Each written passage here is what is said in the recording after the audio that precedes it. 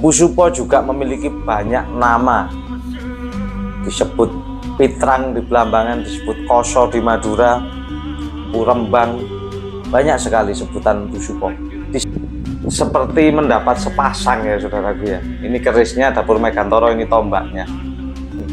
Tapi pada pusaka ini saya merasa kewibawaannya juga ada, wingitnya ada, tetapi sangat menenangkan batin saya. Seperti seolah-olah saya memegang pusaka tindih. Apa namanya belang ini? Ini adalah yang dinamakan sepuh wasuan.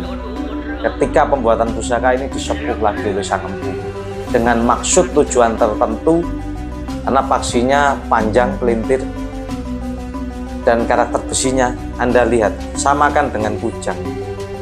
Hampir sama, ini kujang Pajajaran, era Pajajaran tua. Beberapa literasi tentang pusaka Jenggala, material pusaka tanpa selorok, temuan Borobudur, ini betok, ada sajen, ada literasi Singosari. Tuahnya bukan hanya sekedar kewibawaan, tetapi perlindungan, tundung musuh. Pembahasan detail pusaka sepuh yang seolah tanpa selorok dengan karakter besi. Rahayu, rahayu, salam budaya, salam pecinta pusaka untuk semua saudaraku yang ada di Indonesia ataupun yang ada di luar negeri. Kembali lagi bersama saya Vicky Wijaya. Kali ini saya mau membahas, mereview beberapa pusaka yang saya dapat hasil hunting minggu kemarin. Nah, sebagian pusaka sudah saya rawat, sudah saya cuci, jamas warangan, jadi biar bisa lebih jelas secara material melihat pamor, mengenai filosofi pamor, filosofi dapur, agar lebih jelas dan lebih bisa dinikmati untuk teman-teman. Saya juga berterima kasih banyak kepada semua teman-teman yang selalu support terhadap channel saya, support juga terhadap saya secara pribadi, juga yang sudah sangat sering memahari menjadi pelanggan-pelanggan tetap. Saya dipercaya untuk mencarikan beberapa pusaka yang beliau-beliau cari, dan saya bersyukur bisa mencarikan beberapa pusaka yang beliau-beliau sedang mencarinya. Nah, ini sebagian saya mereview pusaka, sebagian sudah termahar juga dari teman-teman pelanggan ya. Jadi saya juga merasa sangat terhormat masih bisa diizinkan, diperbolehkan mereview untuk mengedukasi dan menambahkan wawasan tentang pusaka kepada teman-teman di seluruh Indonesia. Juga jangan lupa teman-teman saudaraku semua pecinta pusaka, hadiri juga pameran pusaka yang akan diadakan bulan ini tanggal 8 sampai tanggal 10 dengan tema Gugah Keris Moyogati ya, Moyogati, Mpu Moyogati. Ada di daerah Ngadiboyo, Nganjuk. Ini pusaka lokal yang di daerah Nganjuk sudah tidak asing lagi, sudah sangat terkenal dan terkenal langkah pusaka-pusakanya. Jangan lupa hadiri, ramaikan dan dukung acara pameran pusaka yang didukung oleh Senopati Nusantara dan pemerintah setempat dan lain-lain. Oke, kalau kita berbicara tentang Mpu Supo ya saudaraku ya, Mpu Supo sudah menjadi legenda dari masa ke masa. Setiap kolektor pusaka pasti mengetahui dan mengenal siapa itu Mpu Supo.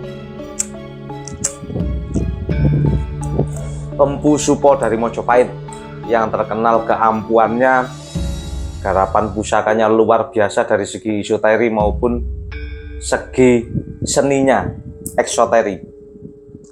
Mpu Supo itu terkenal sejak era Mojopahit. Kalau kita lihat silsilah dari Mpu Supo, leluhurnya sudah pernah saya bahas di konten saya sebelumnya, yaitu dari Wetan, tanah bumi Belambangan, leluhurnya. Mpu Supo juga memiliki banyak nama, disebut Pitrang di Blambangan, disebut Koso di Madura, Rembang, banyak sekali sebutan Mpu Supo di setiap daerah. Bahkan Mpu Supo juga pernah menjelajahi dari daerah Jawa Timur Belambangan pernah masuk sampai Jawa Barat. Dan ada beberapa pusaka di Jawa Barat yang memang adalah karyanya Mpu Supo. Tapi memang sangat terbatas jumlahnya. Bahkan ke Tanah Garam di Pulau Madura, itu Mpu Supo dikenal dengan sebutan Pukoso, yang memiliki ciri garap pusaka yang tertentu. Sampai keturun-turunannya Mpu Supo, keturunannya juga masih sangat terkenal. Ada Mpu Tondong Madiun, yaitu Mpu Joko Suro, dan sebagainya sampai Mpu Mageti, sampai Empu di Ngadiboyo sana, itu juga termasuk masih keturunan Mpu Supo Mandrangi, Mojopahit. Jadi memang tidak heran sampai detik ini pun nama Mpu Supo sangat terkenal, dan keturunan-keturunannya masih menjadi empu dan masih eksis sampai sekarang. Ada Mpu Mageti, ada Mpu Ngadiboyo, Moyogati, ada empu-empu yang lain juga yang masih ada darah dari empu legendaris ini. Kita langsung saja bahas yang pertama. Di minggu-minggu kemarin saya pernah membahas pusaka Dapur Megantoro, kerisnya ya. Ini yang saya bahas minggu kemarin ya.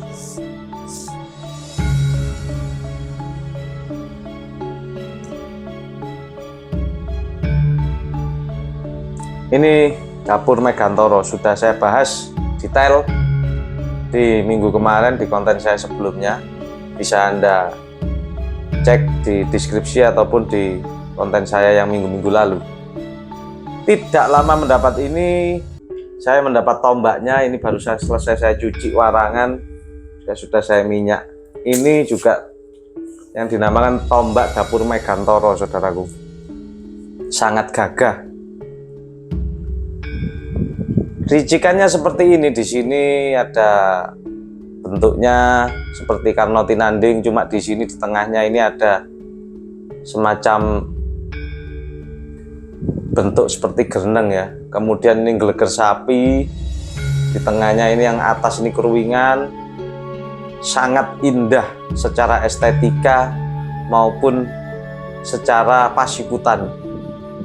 Ini adalah tombak Dapur Megantoro yang cukup langka untuk ditemui di suatu dapur tombak ya.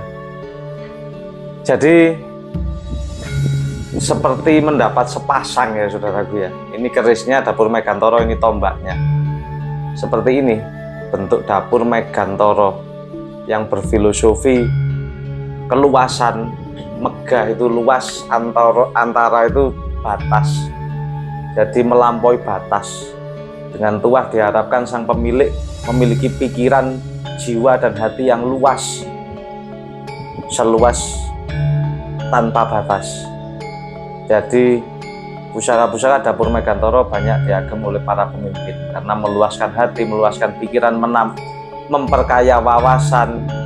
Seorang pemimpin harus berhati besar, berhati ikhlas, berhati sabar, luas dengan kesabaran, luas dengan keikhlasan. Dan pada dasarnya kita hidup ini dari filosofi Megantoro ini, kita harus mengabdi kepada Sang Pencipta. Karena kalau kita menjadi pemimpin tidak luas hati, tidak luas pikiran, mana bisa kita mengabdikan diri kita kepada Sang Pencipta maupun alam semesta dan terhadap sesama dengan seluas-luasnya, seikhlas-ikhlasnya. Dipercaya Dapur Megantoro memang memiliki tuah menunjang kewibawaan dan karismatik. Tapi sayangnya tombak ini sudah termahar ya saudaraku ya. Jadi saya cuma di sini mendapat pulung, mendapat keberuntungan pusaka-pusaka yang bagus. Ini mampir di gubuk saya. Kalau kita lihat jenis besinya, nanti kita detailkan di belakang video seperti biasa. Ini juga adalah Tangguh Mojopahit. Karakter besinya kehijauan, hitam kehijauan, pamornya ini tergolong ceprit ya, posmuta tapi ceprit, tidak full. Ini adalah Mojopahit dan paksinya pelintir tombaknya di ujung. Ciri-ciri tombak khas Mojopahit. metuknya tidak menyambung, tidak iras. Ini adalah tangguh estimasi Mojopahit. Pamornya di sini Waswuta melambangkan tuah kerejekian, saudaraku. Waswuta ini karena ada bulat, cuma ceprit nggak full ya, Waswutanya nggak full. Ini juga Waswuta, saudaraku, cuma ini full. Beda kan? Sama-sama Mojopahit, cuma berbeda penataan pamornya. Waswuta, beras kutah, sudah juga sering kita bahas. Tuahnya adalah kerejekian, beras yang tumpah selalu dilimpahi rezeki. Itu gambaran dari nilai kehidupan yang selalu ketumpahan atau keberkahan kedatangan rezeki.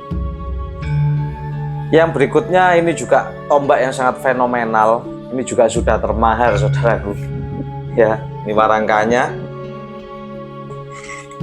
Kenapa ini fenomenal? Ini pamornya yang istimewa, saudaraku. Di sini ada pamor tunggul wulung, wengkon tunggul wulung. Kita lihat garis wengkon mengelilingi ujung bilah seperti memagari pagar wengkon. Ya. Kemudian di tengah sini ada pamor tunggul wulung, seperti anak orang, titik garis, kemudian seperti ini. Saya cari literasinya, pamor tunggul wulung dipercaya tuahnya adalah tolak balak.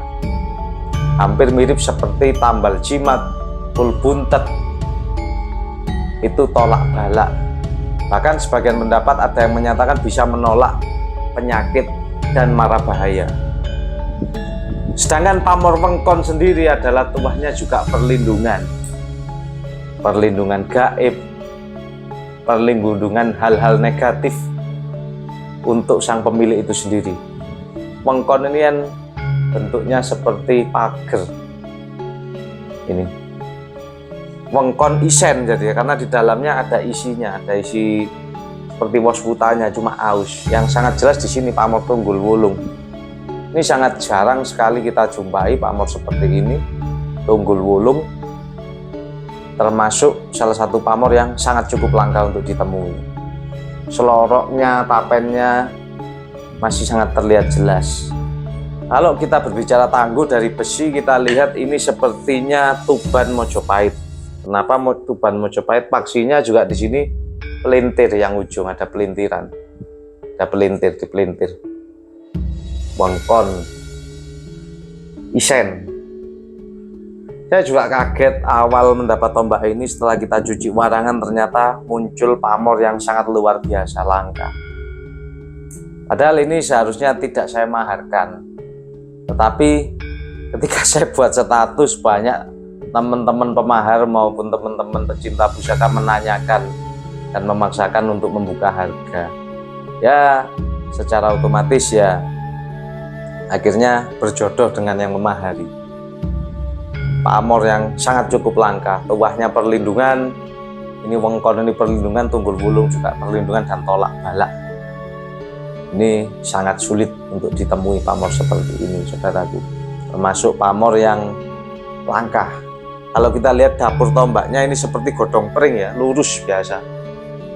Godong pring. Tidak ada ricikan lainnya, tidak geger sapi, tidak ada paru kupingnya, tidak ada apa lainnya, cuma lurus biasa.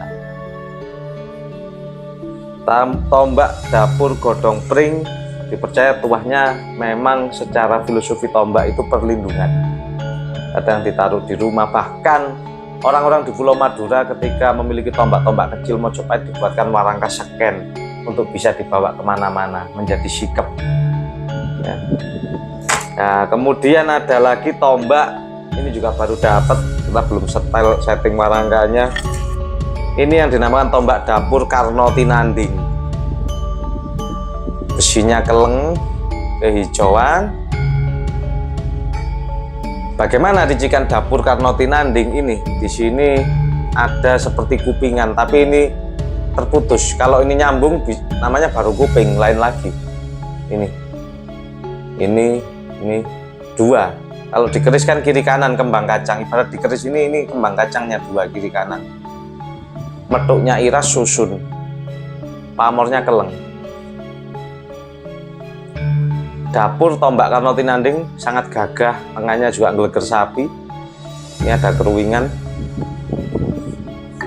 sangat gagah tombak ini. Dipercaya tuahnya dari filosofi dapurnya dulu, Karno Tinanding. Itu adalah, Karno itu kan nama dari seorang kesatria di perang Baratayuda, Adipati Karna, yang terkenal sangat sakti dan bisa menyamai atau melampaui batas dari kekuatan musuh-musuhnya. Dia selalu punya strategi dan punya ibaratnya punya insting yang sangat kuat untuk mengetahui seberapa kuat lawannya itu.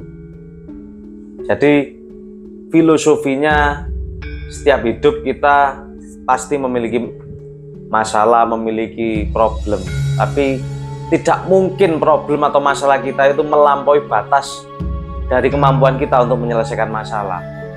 Di setiap kitab agama manapun, semua orang, semua manusia ini pasti ada ujian, ada cobaan. Tetapi ujian dan cobaan tiap manusia itu berbeda-beda, tergantung porsinya dari setiap manusia itu sendiri. Dan Sang Pencipta tidak akan memberikan ujian ataupun cobaan yang manusia tersebut tidak mampu untuk menyelesaikannya. Jadi bisa dipastikan semua ujian yang kita hadapi itu pasti sesuai takaran masing-masing. Pasti kita bisa mampu untuk menyelesaikannya.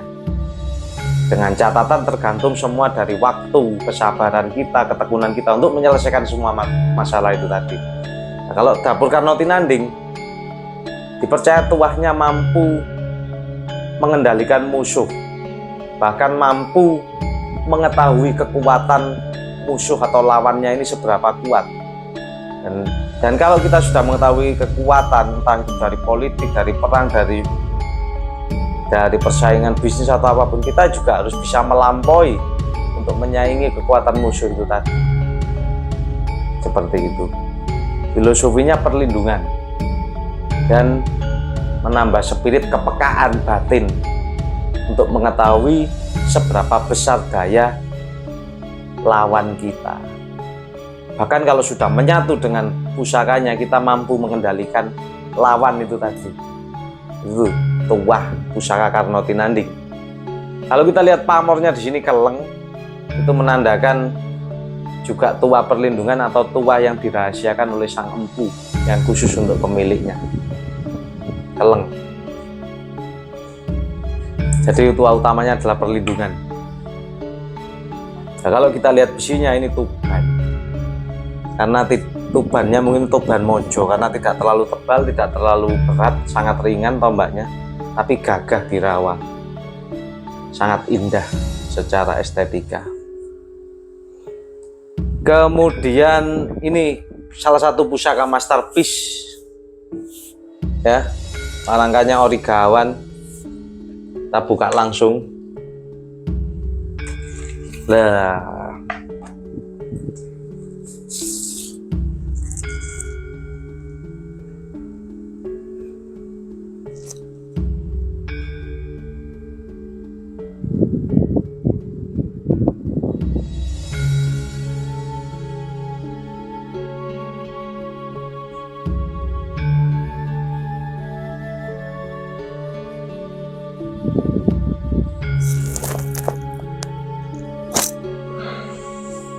ini termasuk salah satu pusaka masterpiece di era Madiun Sepuh, Madiun era Mojopahit. Beberapa kali saya membahas tentang dapur Nogo Madiun dan saya sering mendapat ulung, entah kenapa. Dan kita tahu Mpu Tondung Madiun itu adalah masih keturunan Mpu Supo Mandrangi, yaitu nama empunya Mpu Joko Suro di Madiun. Di Pajang beliau terkenal dengan nama Mpu Omyang. Saya melihat naga ini ya umum, dalam artian umum, pasikutannya, bentuk kepalanya naganya, pasikutannya ya ini bentuk naga Madiun. Tapi yang saya menjadi sangat luar biasa pada pusaka ini adalah besinya. Besinya pamor keleng dengan nampak jelas belang-belang di setiap bilahnya.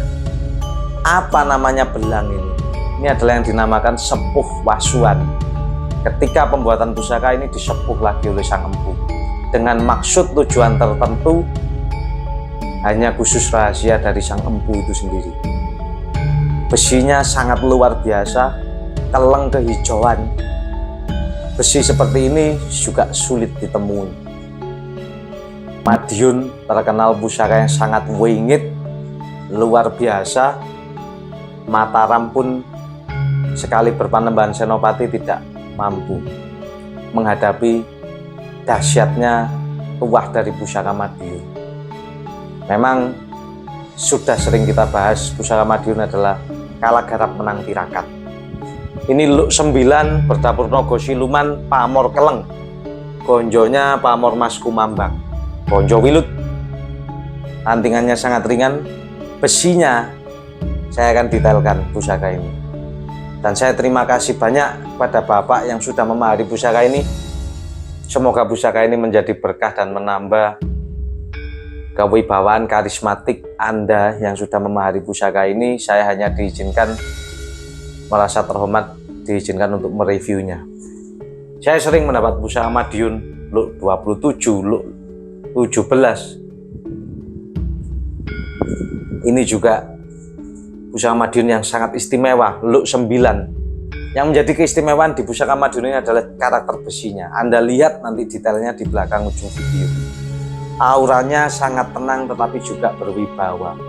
Kalau kita berbicara Luk 9, itu seolah-olah kita mengingatkan pada ajaran Jawa tentang babakan Hawa Songo dan Wali Songo. Karena pada ajaran budi luhur, setiap manusia yang sudah memang benar-benar mandiri dan ditoto, menoto, menata. Mandito itu mandiri dan menata. Maksudnya seseorang ini sudah pada puncak umur dan karirnya, sudah tidak mengedepankan keduniawian, sudah mandiri secara pekerjaan ataupun apapun, berdiri sendiri dan menata. Maksudnya menata ini bukan cuma menata diri sendiri sudah selesai, tapi menata keluarga minimal, menata masyarakat dan memikirkan sesamanya untuk agar bisa mengerti, memahami nilai-nilai suatu ajaran budi luhur yang bisa membawa manfaat, lebih manfaat tanpa merasa dimanfaatkan di dalam kehidupan, di dalam bermasyarakat, yang tujuannya untuk alam semesta. Ya, makanya banyak pusaka para ulama, para wali itu biasanya Luk 9. Karena sudah berfilosofi itu, membuat kemanfaatan sebanyak mungkin untuk alam semesta. Jadi pusaka ini yang menjadi saya sangat luar biasa adalah besinya. Sangat mirip dengan karakter besi Empu Sedayu, yaitu Empu Supo itu sendiri. Kehijauan pulen padat tempaannya, tantingannya sangat ringan. Auranya ini wingit tetapi tenang. Biasanya pusaka Madiun itu wingitnya luar biasa, berani. Tapi pada pusaka ini saya merasa kewibawaannya juga ada, wingitnya ada, tetapi sangat menenangkan batin saya. Seperti seolah-olah saya memegang pusaka tindih. Kalau kita lihat pamornya memang ya searah dengan pamor filosofi tua, pamor keleng ini yang sudah bersih dari keduniawian. Untuk memurnikan besi yang ditempa sampai membuat pamor pusaka dengan keleng seperti ini, itu pasti sudah empu yang sangat mumpuni. Tidak mungkin buatan empu-empu sembarangan. Sampai memurnikan pengotor-pengotor besi ditempa berlipat-lipat. Dan juga yang menjadi sangat luar biasa, wasuannya sampai terlihat belang. Padahal ini sudah diwarangi. Saya buat status, banyak yang tanya, Mas itu apa belum diwarangi? Sudah diwarangi, tapi memang besinya warnanya hijau. Bukan warangannya kurang tua atau memang sengaja kita, bukan. Ini karakter besinya. Dan besi seperti ini terkenal legendaris. Ya kalau sekarang orang ada pakem buku keris, ada besi pulosani, karangkijang ini.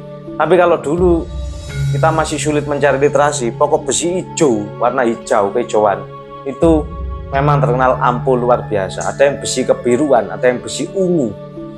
Itu memiliki tuah-tuah tersendiri. Jadi pusaka ini saya merasa bukan cuma wingit, tetapi peredamnya, daya peredamnya luar biasa untuk meredam musuh. Ketika Anda punya musuh, punya pesaing, pamor keleng memang tuahnya adalah tolak balak dan perlindungan. Meskipun ini tanpa pamor, secara hati dan perasa saya, pusaka ini bisa untuk menundukkan musuh-musuh ya yang Anda miliki, musuh-musuh tadi itu tadi. Bisa menundukkan musuh-musuh sang pemilik itu sendiri, pusaka ini. Apalagi sepuh wasuan, itu sangat jarang terlihat di pusaka-pusaka. Kalau orang nggak paham, ya meskipun ada kurusi sedikit wajar, karena keris sepuh, bukan keris kamardikan ataupun owahan. Di mulutnya ada mut-mutannya emas ya. Jadi keistimewaan dari pusaka ini bukan cuma sekedar wingit dan kewibawaan, tetapi bisa menundukkan musuh-musuh sang pemilik itu sendiri. Dan daya peredamnya, daya tindinya sangat luar biasa. Sangat mirip dengan besi sedayu, tetapi nogonya ini tetap nogo Madiun. Kemudian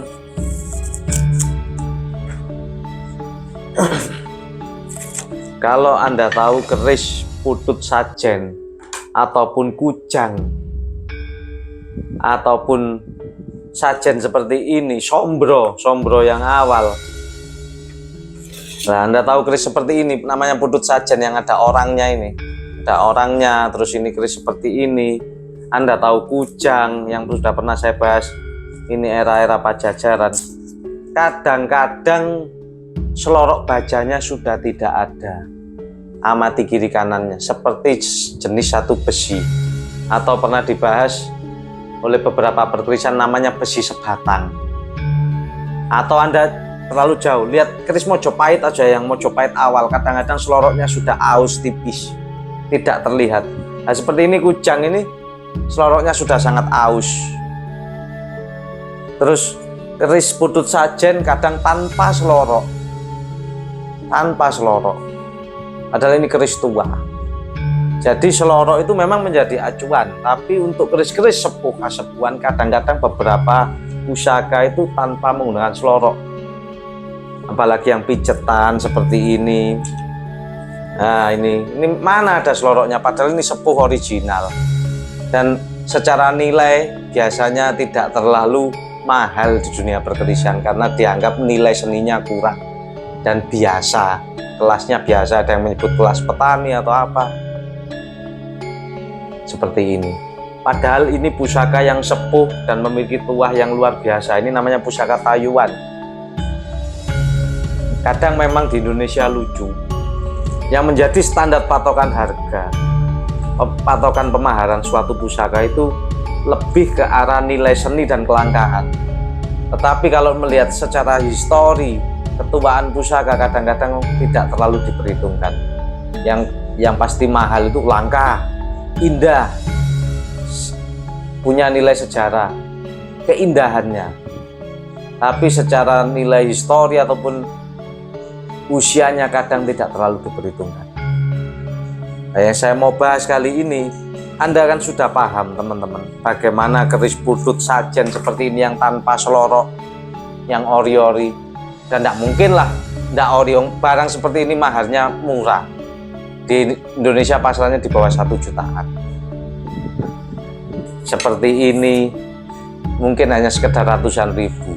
Meskipun barang original, kadang-kadang bisa lebih mahal keris-keris yang kamardikan ataupun yang baru. Makanya ini saya mendapat keris sepuh yang luar biasa, tapi pamornya bukan sembarang pamor. Saya dapat dari lokasi seperti ini, dari desa Warangkanya, dikasih warangka Jawa Timur pelet. Kita langsung buka kerisnya. Kebetulan ini sudah saya cuci warangan.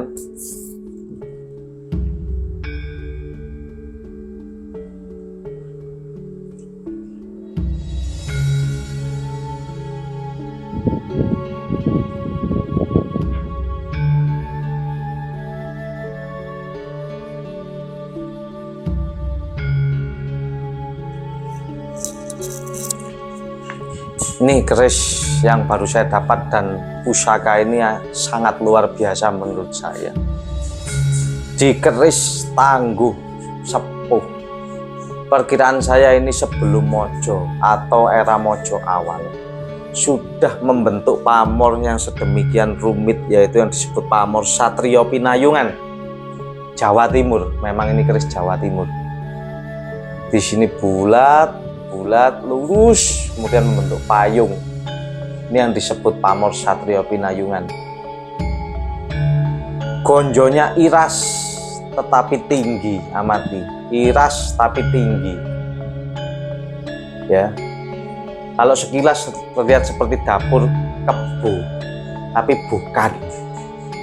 Ini kalau secara dapur bisa disebut dapur petok brojol atau brojol itu sendiri.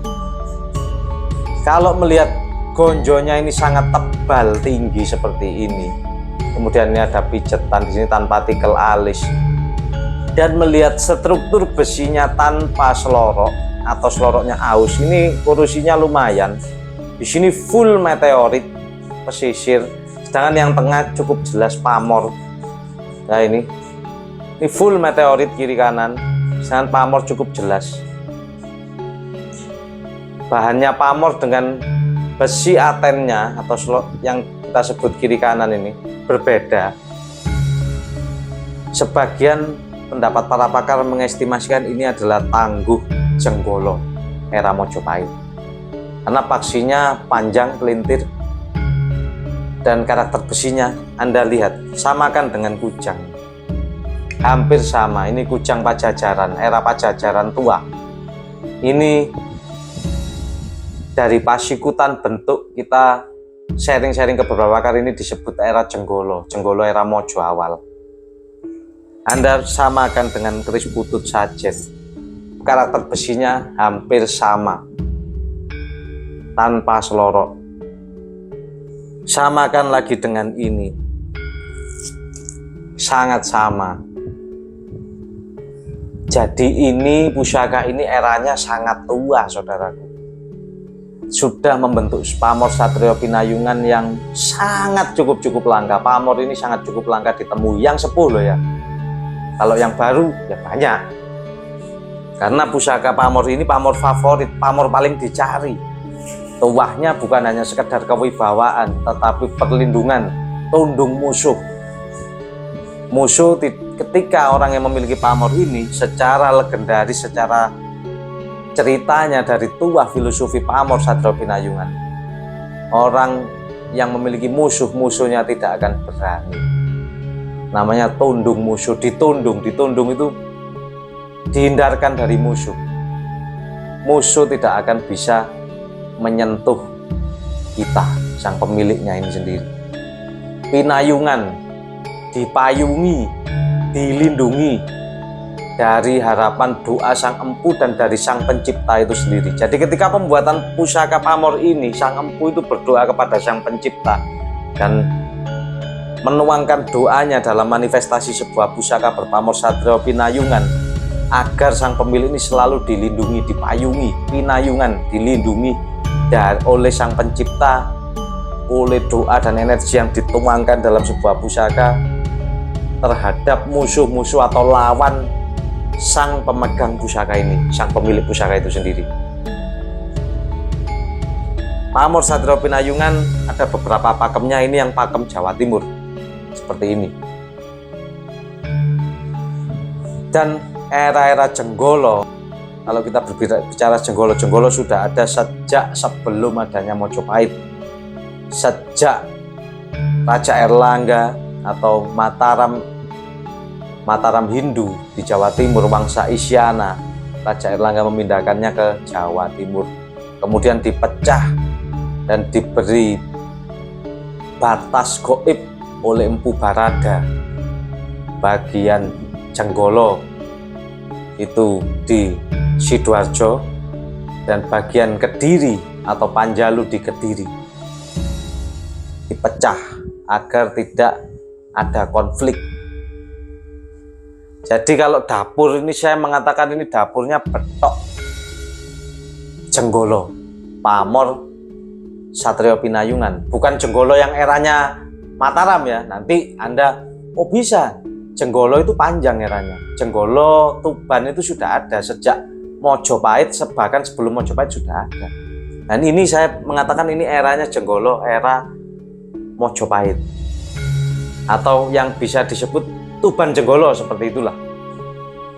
Pusaka yang Tuban yang disinyalir kemasukan gaya-gaya empu dari Jenggolo, gonjonya tinggi, paksinya tapi sudah tidak kotak, pelintir. Itu kan khasnya Mojopahit.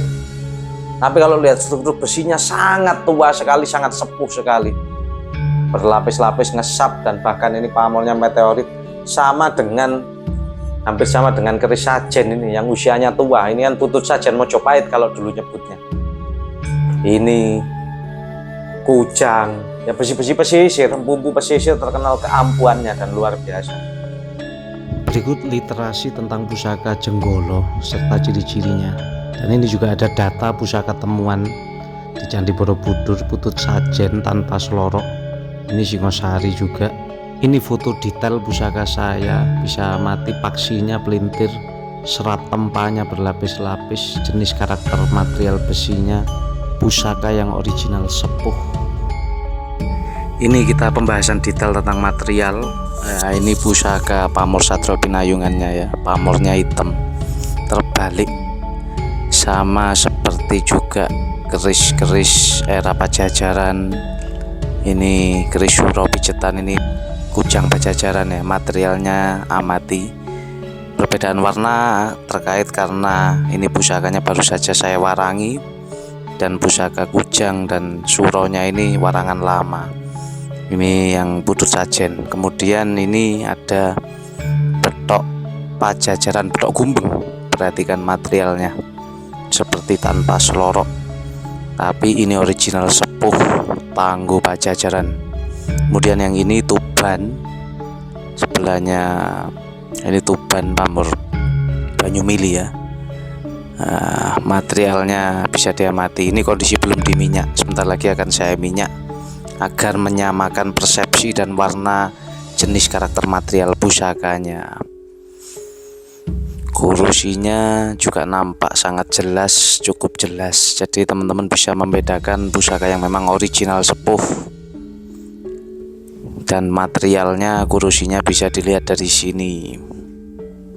Ini kondisi sudah selesai saya minyak pusaka Jenggolo pamor Satrio Pinayungannya. Jadi sudah tampak sangat mirip dengan material pusaka-pusaka era Pajajaran.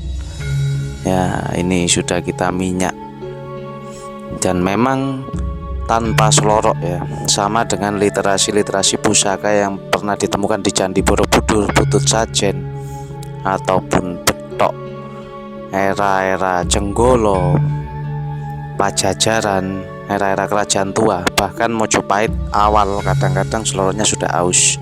Ini materialnya sama ya dengan keris-keris Suro Pijetan. Jadi memang tidak semua pusaka sepuh menggunakan selorok, ataupun kadang yang ada yang menggunakan selorok tapi sudah aus. Ya, ini bisa diamati detail kurusinya, detail serat tempanya, detail materialnya. Ini benar-benar pusaka Tayuan yang sangat luar biasa, mengutamakan sisi esoterik. Serat tempanya ini cukup jelas ya saudaraku, kurusinya yang alami seperti ini. Tuah dari pamor Satrio Pinayungan, kewibawaan, karismatik, dan perlindungan. Jadi sangat luar biasa pusaka ini. Saya sangat merasa kagum dengan kualitas besi yang seperti ini, sangat sepuh dan tua sekali. Dengan kondisi pamor yang seperti ini, meskipun pamornya ada putus, wajar usia ini ada aus pamornya, tidak utuh sel, karena bukan keris Kamardikan ini, bukan keris baru.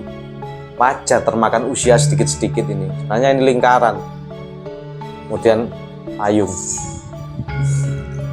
Ya, mungkin itu saudaraku yang bisa kita bahas pada kali ini.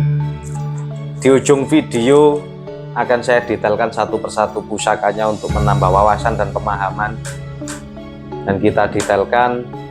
Jangan lupa saya juga mengapresiasi, mensupport. Jangan lupa lagi hadiri pameran di Nganjuk, Bugah Keris Moyogati pada tanggal 8 sampai 10 Desember 2023. Kemudian saya juga mohon maaf untuk teman-teman para pemula pecinta ini, saya dan beberapa tim ini belum sempat mencarikan pusaka untuk Anda. Tapi akan secepatnya sesudah pameran saya akan mencarikan pusaka untuk kelas-kelas pemula dengan mahar 1 jutaan atau bahkan di bawah 1 juta. Anda mau belajar tentang pusaka, mau merawat, saya juga sudah sangat senang. Karena apa? Ini menjadi salah satu cara kita untuk melestarikan dan merawat warisan budaya leluhur sebagai pusaka untuk dialihrawatkan bagi teman-teman atau saudara-saudara yang mau merawat. Gitu loh. Kalau enggak mau merawat percuma. Yang mau merawat, mau melestarikan. Kalau bukan kita yang melestarikan, mau siapa lagi? Agar warisan leluhur ini tetap terjaga sampai anak cucu kita bisa menikmati dan mengerti nilai-nilai filosofi makna yang terkandung dalam suatu pusaka untuk menjalani kehidupan lebih baik lagi. Mungkin itu saja dari saya, saudaraku. Kurang lebihnya saya mohon maaf. Semoga jaya selalu dunia pusaka di Indonesia, Nusantara. Banyak pecinta-pecinta pusaka yang mau merawat warisan adiluhur kita yang berisi nilai-nilai, harapan, filosofi, dan doa agar Indonesia menjadi lebih baik. Itu saja dari saya, kurang lebihnya saya mohon maaf. Terima kasih saudaraku. Rahayu, rahayu, rahayu. Salam budaya.